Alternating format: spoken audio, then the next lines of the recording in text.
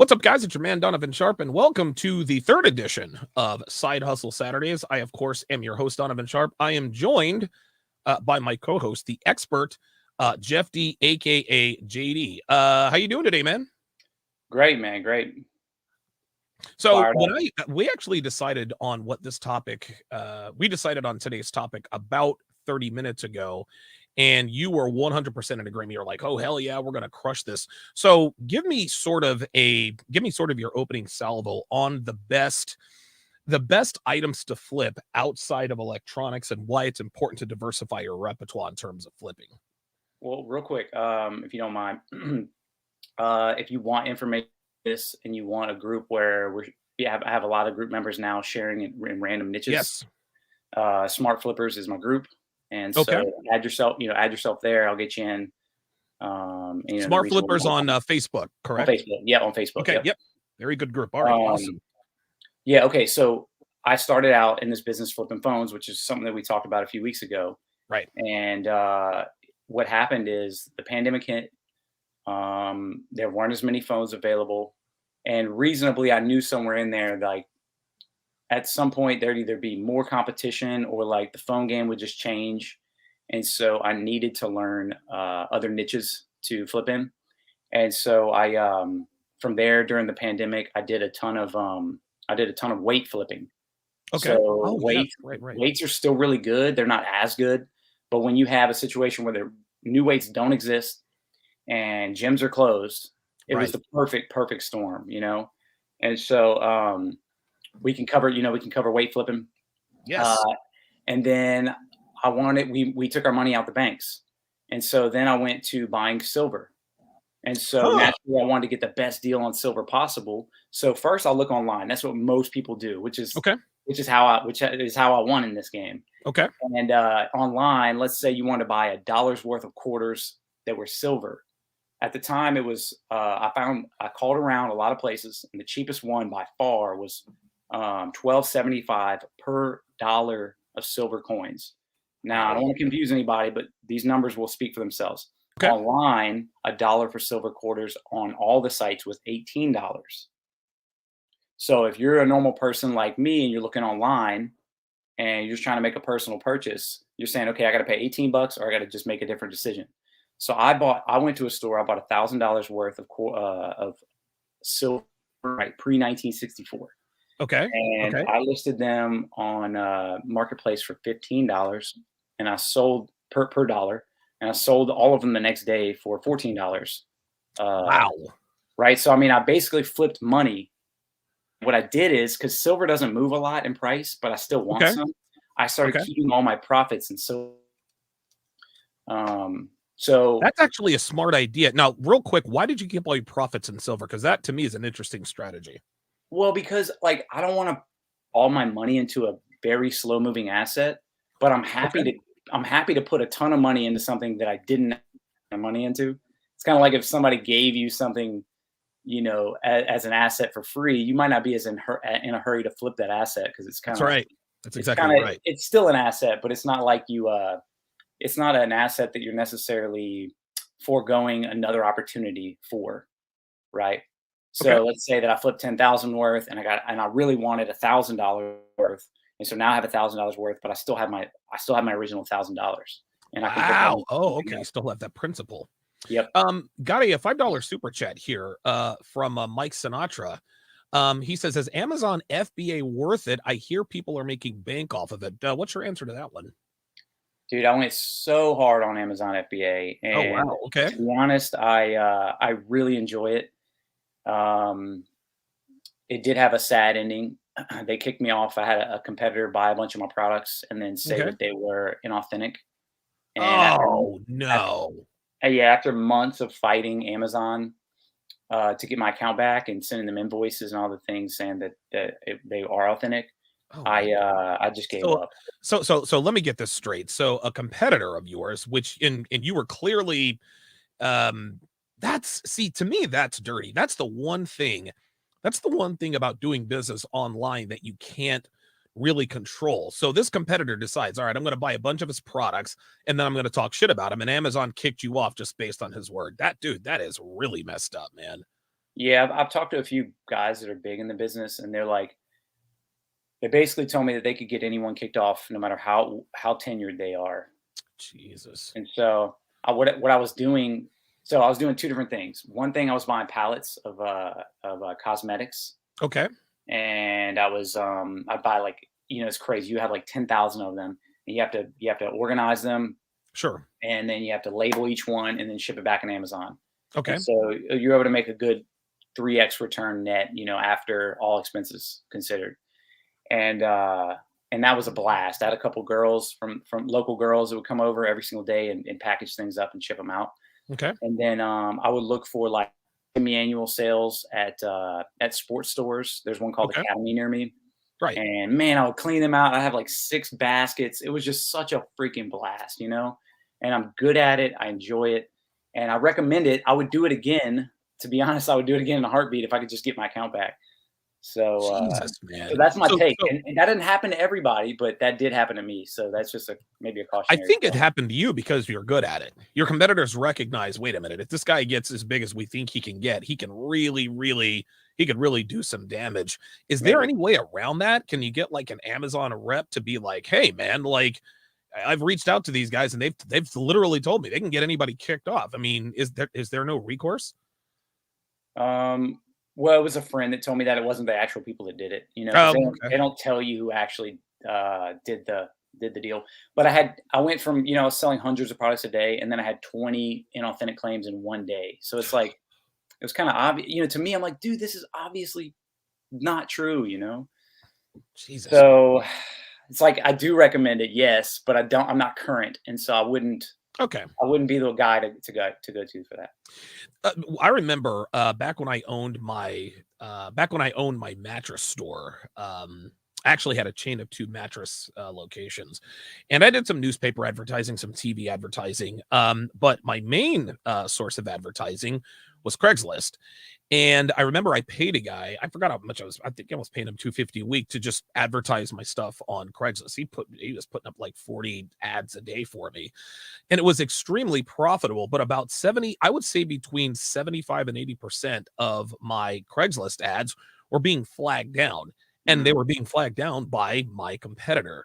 That's the one that to me, that is the one drawback to having competitors in an online advertising or marketplace, is right. that there's no real way to validate any of this stuff.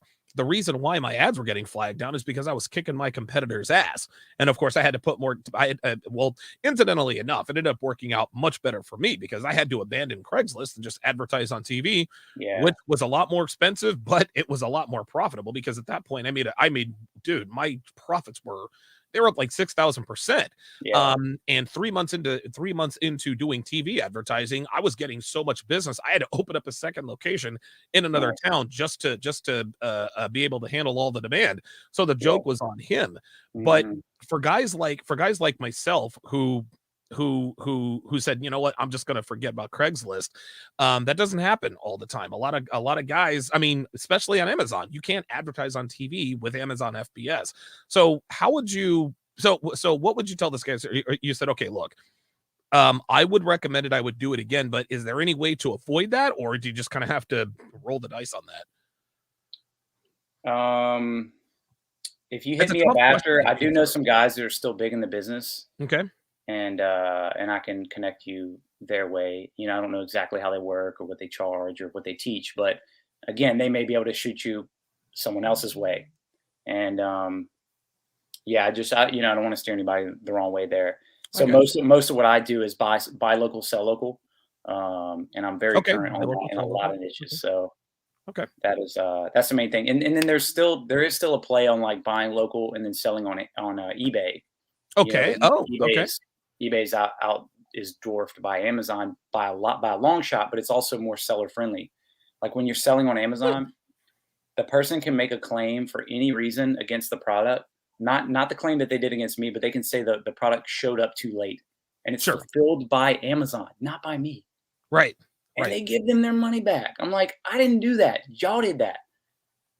So So they would claim that the product showed up too late. They would give them their money back. What about the product? Do they get to keep the product? Yeah. Oh my God. Okay, yeah, Yeah. that's clearly a major Like flaw. it's like it's seller friendly because you can make tons of sales, but when it comes to the customer service, they will always side with the customer. And the good part is like you don't have to deal with the customers or their questions at all. But the expense of that, I guess you would say, is that they side with the customer. They're not coming. Okay. It's not often that they're going to be like, "Hey Jeff, the customer said this. What do you say back?" And then you're like, "Oh, well, I say this," and then like you're doing this whole dance. And Right. so I guess you Right. can justify the cost, like even though it does suck, you don't have to have a full time employee that's on like that you're paying, right? So Yeah, of course. Of it course. evens out, I'd say. Moon America says, show us your old commercial. I actually don't have them anymore. Jesus, man. God, this was years That and must years be ago. hilarious. Oh my Yeah, god. well, I was never in my commercials, Right. because I was and this was in North Carolina, and North Carolina, that's the South. And I mean, I just had to understand that a black man was not going to get as much. I would not have had even, listen, I speak great. And just because news anchors are black doesn't mean that the predominantly white population is going to trust. And dude, I was a young guy. I was 30. Dude, what was I, 28, 29 years old? They're Yeah. going to trust some young black guy selling mattresses out of a couple of warehouses. So I hired Yeah. actors, and I mean, looking back on it, it was a lot more expensive than I wanted it to be, but the profits were out of this world. But yeah, Yeah. I don't. Yeah. I mean, I'll look for them, but I doubt that I can find them. Probably on an old computer somewhere. Let's see. Suleiman the Magnificent says Jeff's a legend in flipping. Okay, so let's get Appreciate to that. the yeah, man. Yeah, of course, it says that's a waste. Nice Dragon Kid. Okay, so tell us, give me some of the best items to flip outside of electronics. Start with the very best group of items to flip outside of electronics, and why. So for me personally, I've had the best success with the weights. Okay. And the reason why is the clientele is very trustworthy. Yep. No one's gonna try to rip you off. You can have them come to your house. If let's say you have a 2-car garage, Yeah. that can fit a serious amount of equipment in there. Of course. And the cool part about it is that, like, I have a guy in my inbox wanting to sell me equipment, but I don't have space right now. And it's like hundreds of pounds of weights, a bar, and a machine, and a little bench and rack, and he wants $200 for it. And Wow, that's a good deal, man. I think it's a great deal, yeah. And so Yeah. that would be an easy turnaround for, let's say, $400. Yeah. Yeah. And in this case, this guy's hitting me up, so I could probably get him to bring it to me. So the drawback though is you need a truck or you need to rent a truck, like Yep. a Home Depot truck. Yep. Some cities I've heard this the trucks are a little bit more busy. It's not exactly easy to just go down to local Home Depot and get one. Sure, of course. Um, Yeah, you have to be in line, all right? yeah, and then I have a guy in my group, which I've never done this, so I don't hype up a lot of stuff that I haven't done. But there's a guy making 2-3 grand a week Woo! flipping couches, Wow, no shit. dude. Couches. Two And he didn't have any employees or anything.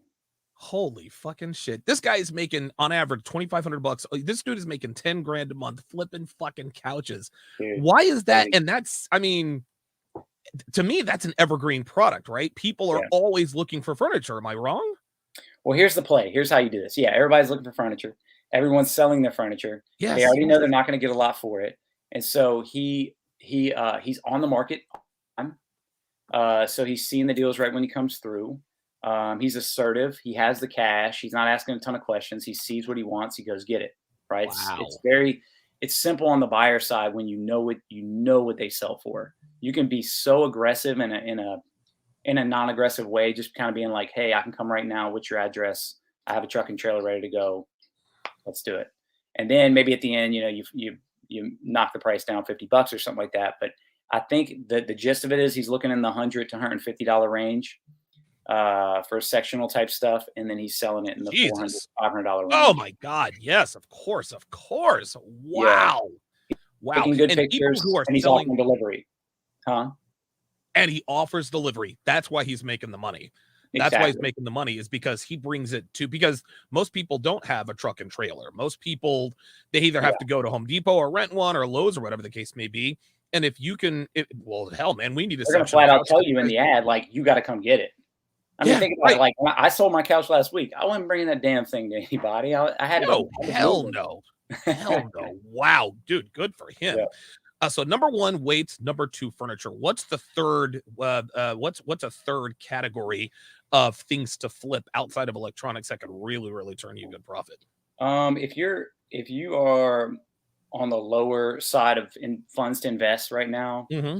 kids' toys are good. So Okay. like Hot Wheels, you can find the like these big contraptions where they got a little million loop-de-loos and all that stuff. Yeah, yeah, yeah, yeah. You try to find those in the $20-$30 range, and those will sell for 50-60 bucks all day. Wow. I recently did a Nerf gun flip, and basically what you're looking for there is you're looking for someone that's taking a crappy picture of what looks like a shitload of guns. Okay. Um, and I'd have to, if I sent you the picture later, like the one that I recently got, it was $60. Their little kid just like, here you go. And it's just this ugly pile of guns, but I could tell in there, some of them just looked big, right? Yeah, yeah, And yeah, like day two, I sold off the smaller ones for the same $60. yeah. I have like, I can't even close the back of my truck door. I have God damn. it's like that many guns, man. It's crazy. Jesus Christ, man. Kids' So toys. Now think about what we're talking about. So number one, weights, number two, furniture, number three, kids' toys. What those three things have in common, as far as I can see, is these are, and I think I said it earlier, these are evergreen products, yeah, especially this time of year, as far as weights are concerned. And of course with the pandemic and the uncertainty with gyms, people want that at home equipment. People are always looking for weights, people are always looking for furniture. That's 12 months a year. yeah. And kids toys, people are having kids literally every hour of every day. So Mhm. those are evergreen type of products. I guess that's why those electronics are never going out of business. We know that. Right, But right. those three categories, that's incredible, man. It really, really is. Well, I started the toy thing because my son's 7, and he's always bugging the Perfect. ever living out of me to buy him toys, and I'm not going to do it. I'm not going to do it from like a standpoint of I don't want to spoil him too much, but I also want to show to him like, hey, you can buy all these toys, use them, and still make money Yes, and have more yes. money now to buy more toys. So we'll go to garage sales here and there, and we'll find some toys. And dude, the baddest Nerf guns on the planet and the baddest Hot Wheels contraptions on the planet, and then make money off of it on top of that. And Unbelievable, man. so I just Because don't want kids him to get be sick a of toys typical eventually, consumer. right? No kid plays with a single toy forever. Right. Yeah. That's the other thing is like they're gonna get tired of it. I mean, as an adult, how fast do you get tired of your new phone or your new computer? Like it's just another ornament. Yeah, of Quickly, course. man, Of quickly. course. So somebody asked if we sell car or if I do Yeah, car. do used cars sell? Yeah, I mean, especially now, it's amazing. God, there's a guy. Hang on. I really want to plug this guy because he's so freaking good. While you're looking that up, I'll Yeah, actually yeah. tell you guys a quick story. Three friends of mine, when I moved to Reno from Vegas, me and a couple of guys that I knew, one such guy, his name is Moses Ludell. Moses Ludell. This guy wrote the entire Chilton manuals, all of the manuals that you see in AutoZone. He wrote them all on all of the Jeeps. It was amazing to meet this guy. So it was me. I had a friend named Robert, and another friend of mine named Troy, and Moses. We all went in on a used car lot. So what we did is we rented a very, very small. I could probably drive it out. I actually, Devin saw it when we were out there in Reno, right there on the corner of East Second Street, and I forget what the cross street is. It was right downtown. What we used to do is we used to buy used cars on Craigslist or go to the auction, have our mechanic fix them up and flip them for like a 300 or 400% profit. And Exactly. so what we did is we set it up as a car lot. So we fixed up these cars, we put a price tag on them, and it was basically it was a trailer, and then we had like a warehouse slash hangar. That's where Robert went to the back and fixed all the cars.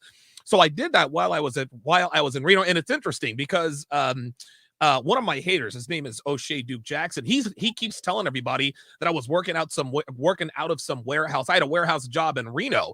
What he didn't know was that warehouse was where we were fixing up the cars. So Right. that was another business of mine. Now, we were making money hand over fist, but the city got to us because the city figured out what we were doing. We didn't have a license to sell used cars as a used car lot. In Reno, the way it was set up. If we had done this at random at somebody's house or whatever the case may be, then they would just leave us alone. But because we made it actually look like a business and people were stopping in from off the street with the city ordinances, they're like, nah, you guys can't do this anymore. And I mean, I was living in a small apartment in Reno at the time. I didn't have a front yard and we didn't want to make it look like it was redneck. But dude, so to answer his question, used cars absolutely sell. So who's your guy? Yeah.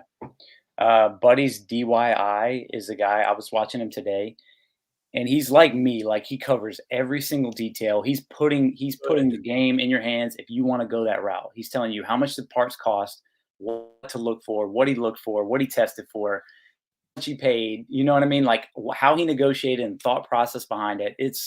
The guy is just crisp, man. His videos are good. Good. And he's really What's his just name? like doing the Lord's work. Buddy's DYI is the name of his channel. Buddy's DYIs. I'm gonna look for that link. Yeah, look for it right now and see. If not, I can send you a link to him. But DIY, sorry, DIY. Okay, yeah, do it yourself. Yeah. Buddy's DIY. Let me look that up right now. So how long has this guy been in the game? The Buddy guy? Yeah. It looks like a long time. He's got 250,000 followers, and wow, 272. He knows his stuff, dude. Whoa, sorry, hang on, guys. Sorry about that. Go ahead.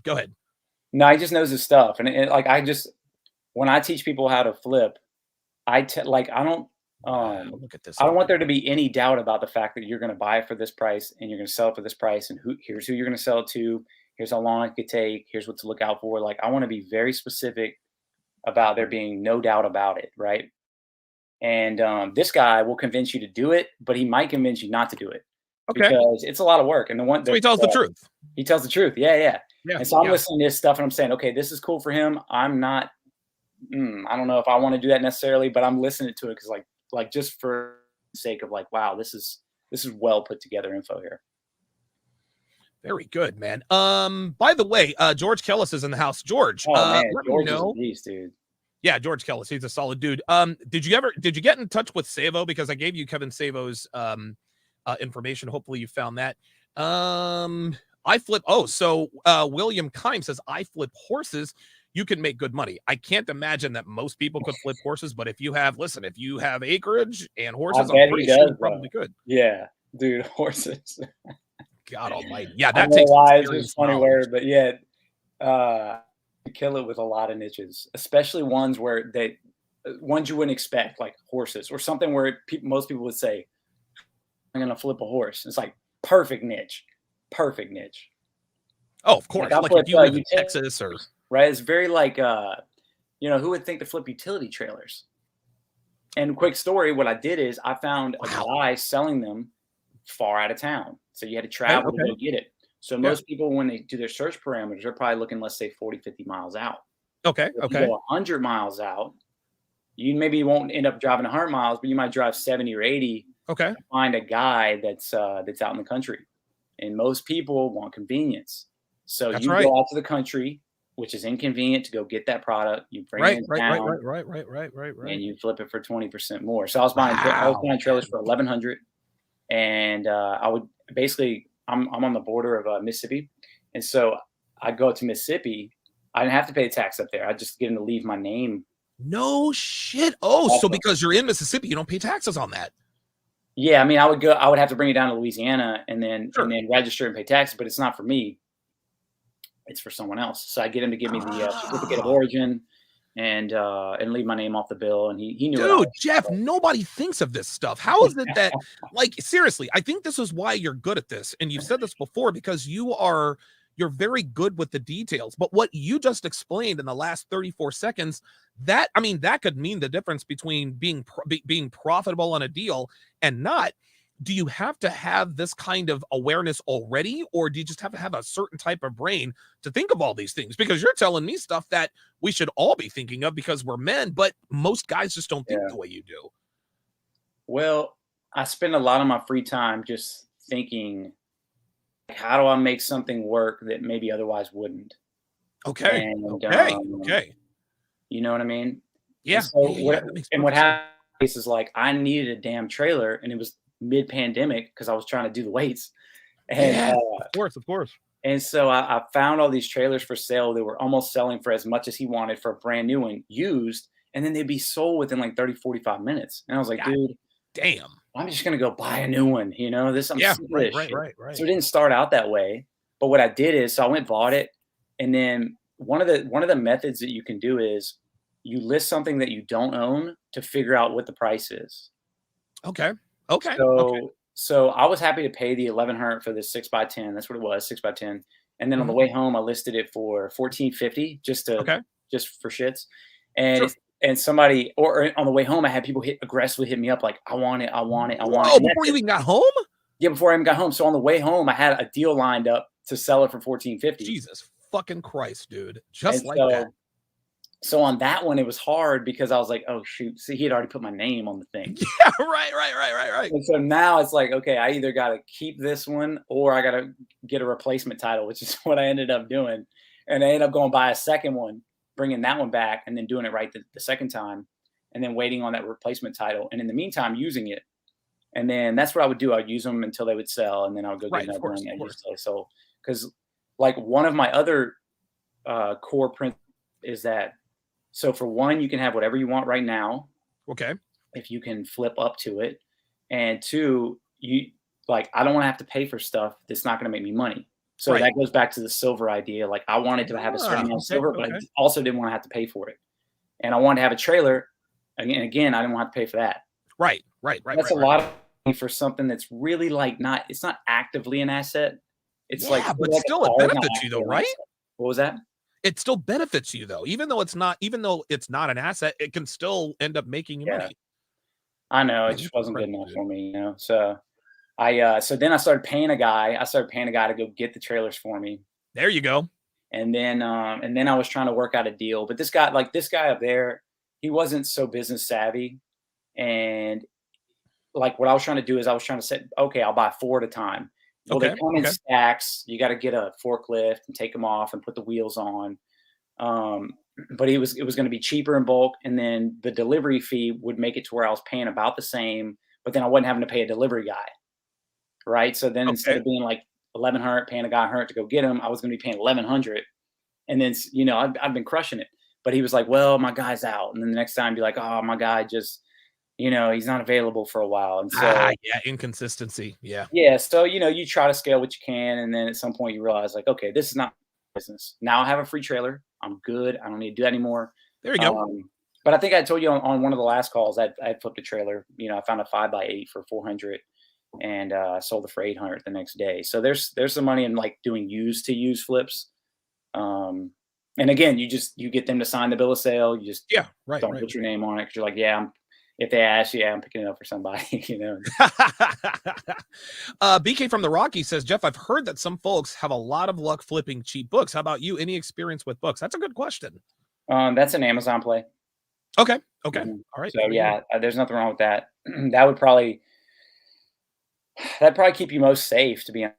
So you can do Yeah. the used books flip, and you're just scanning the I think it's called the ISBN, right? Yeah. ISBN. That's exactly right. And Yeah. Even I know that. then the Amazon app will tell you what it's selling for, and then it'll Okay. tell you after fees what you would get, and then you make your decision accordingly. It sounds to me, and 12 Play says this is the direction you need to take, Donovan. Great stuff. This is your lane. Not really. This is definitely JD's lane. It sounds to me, um, and correct me if I'm wrong here, but if somebody and I think you just mentioned a term, you said flip up to that. So in order to get up to flipping cars, I guess the ultimate flips are houses, right? You make the most Yeah, money at with flipping houses. Next in line, you're probably talking automobiles, boats, I don't know yeah, anybody who flips. ATVs maybe, Yeah, golf there you carts. go. Yeah, But you got to start somewhere. yep, And so I think a lot of time if somebody really wants to get started, okay, I got to start this thing small, make out a plan, be like, listen, in 2 years, 2.5, 3 years, I want to be flipping houses. and you can literally start with almost no money. So what Right. you could do is you could start off flipping inexpensive stuff. As BK from the Rocky says, Jeff, thanks. Um, flipping used books, kids' toys, things of that nature. Then maybe Yeah. you can move up to flipping electronics. And before you know it, and you have to be a good steward, with your money, Yeah. because and I would almost think, Jeff, is that you have to continue to reinvest in the business. You can't really use the money that you're Yeah. making flipping on life. You have to put your profits back into the business. Then when you get into the upper echelons, then maybe you can start paying yourself. What are your Right. thoughts on that? Or I mean, depending upon how you are financially, you can just kind of start either in the middle or the top, depending on what your finances are.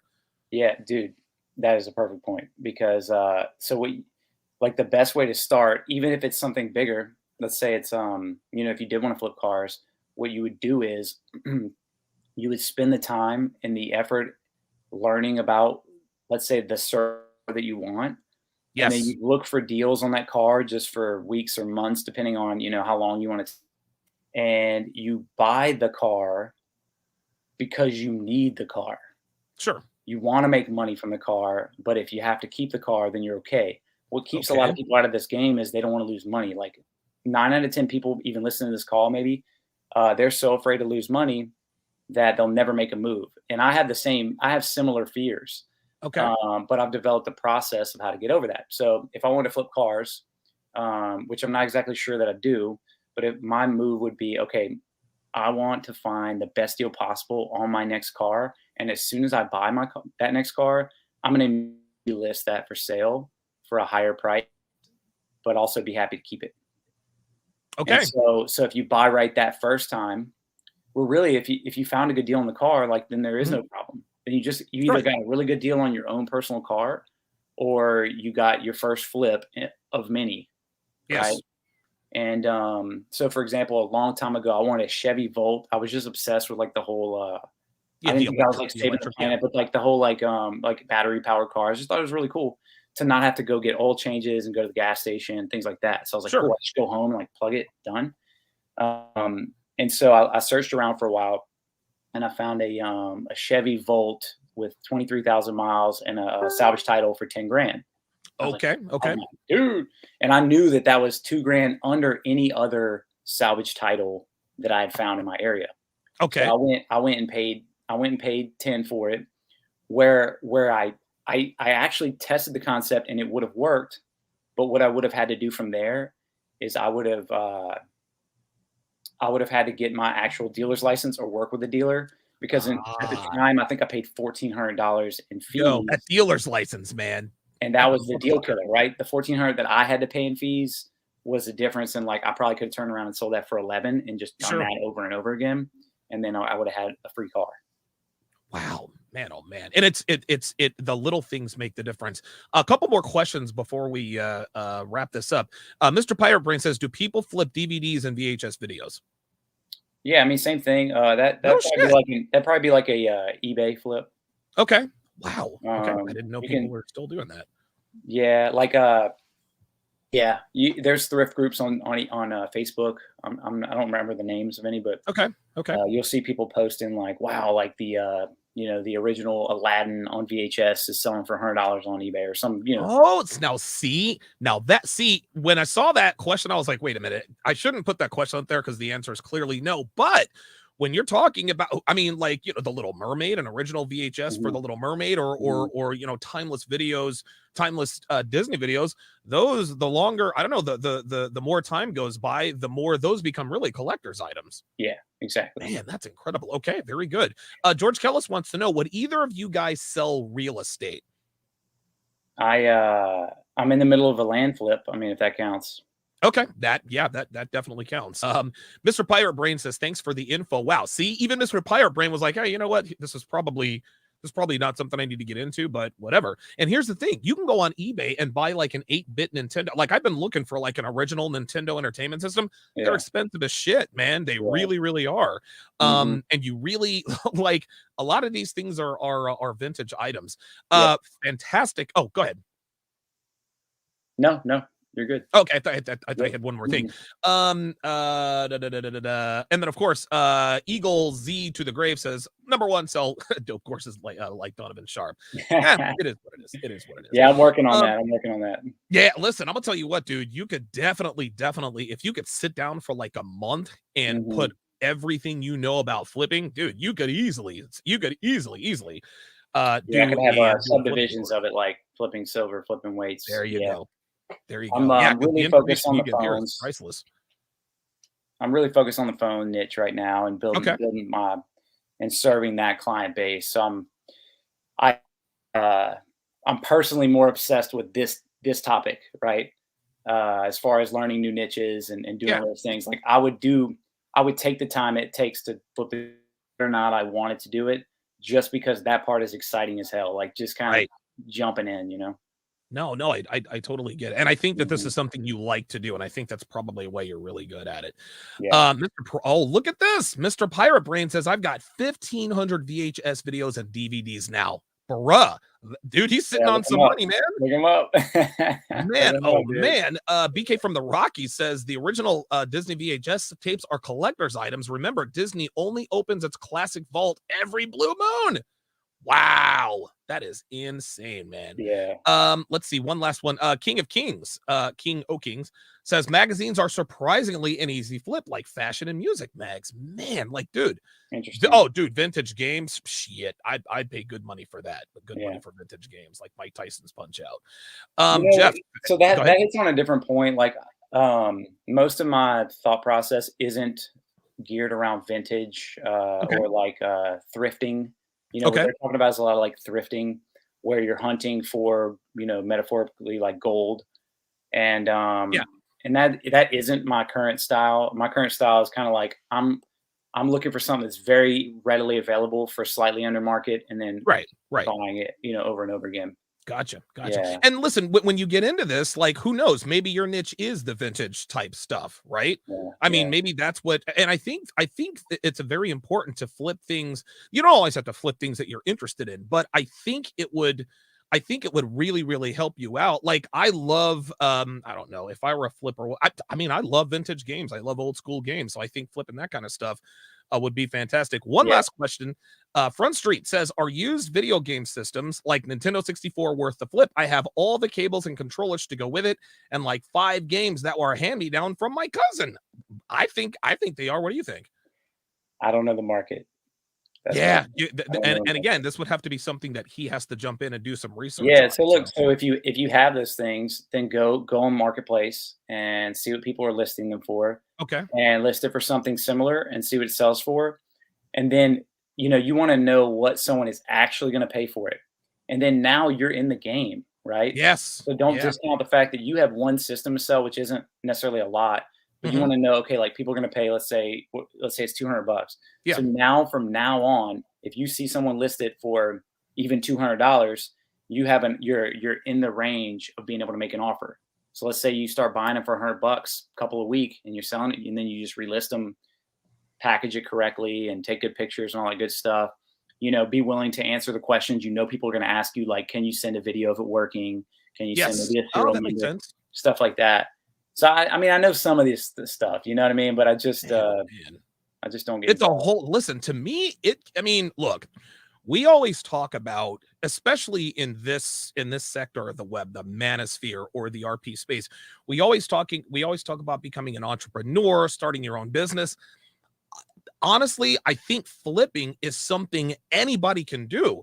It takes a while to start making the kind of money to where you can quit your job, and it's going to take time. But Jeff, if you put in the time and you're consistent with it and you stay with it and you keep reinvesting in your flips, honestly, I think the side hustle is something that a lot of people might consider doing to sort of get out of their 9-to-5s, man. I think it's a great idea. Yeah, because it's all the same. You know, if you're flipping real estate or a book, the only thing is the dollar amount and maybe the competition. And but the truth is, like, a lot of the deals, you know, a real estate deal could be someone that posted a house. Okay. And that it's got some bushes in the view that look bad.